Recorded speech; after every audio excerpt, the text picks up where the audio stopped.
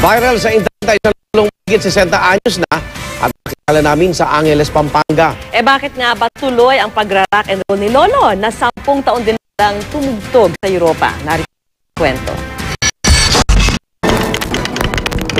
Madalas makita nagpapahinga sa kanyang tumba-tumba ang 64-year-old na si Lolo Ernie. Pero wag ka! Oras na humarap ng drumstick, lumalabas ang kanyang dugong ratista.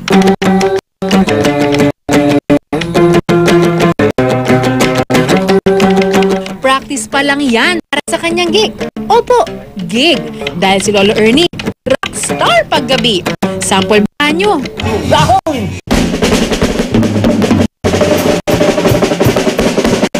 Kahit na wala akong tugtog, talang sa bahay din, nag-iisayo ko. Araw-araw yan. Kaya nga madalas ako pagalitan ng teacher ko sa sa eskwela. Kasi, palulang pa ako sa desk.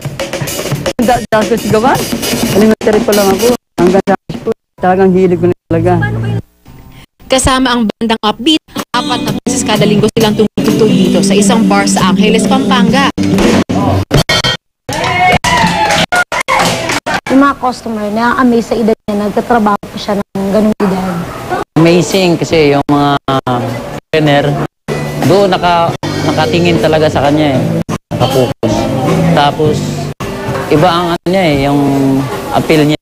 Buhay na buhay pa rin kay Lolo Ernie ang hilig sa pagtugtog. 4 na dekada rin siyang drummer at vokalista mula sa halos 10 taong pagtugtog sa Europa hanggang napirmi dito sa Pilipinas ng magkapamilya. Madalas, mga foreigner ang nakikinig sa kanya pero nang maging viral online ang video ng pagtugtog ng drums, dumami pa ang kanyang fans. Well, I'm most impressed because I'm 67 and anybody 64 and still doing things right. No, he's excellent. Seems to enjoy his music, enjoy the celebrity, so... 400 pesos ang kita niya sa halos 6 na oras na pagtugtog ng hanggang alas 2 ng madaling araw. Pero kahit pagod at puyat sa magdamagang jamming, di raw niya maiwan-iwan ang pagtugtog na nakakapagpabata raw. Nakakatulong pa sa aking kalusugan. Talagang pag nawala sa akin to, baka mahina pa ako. Oo, ganoon din. Minsan, naawa rin kasi puyat siya ganyan tapos matutulog na madaling araw. Batid naman ang pamilya ni Lolo Ernie na may hangganan din ang kanyang pagtugtog.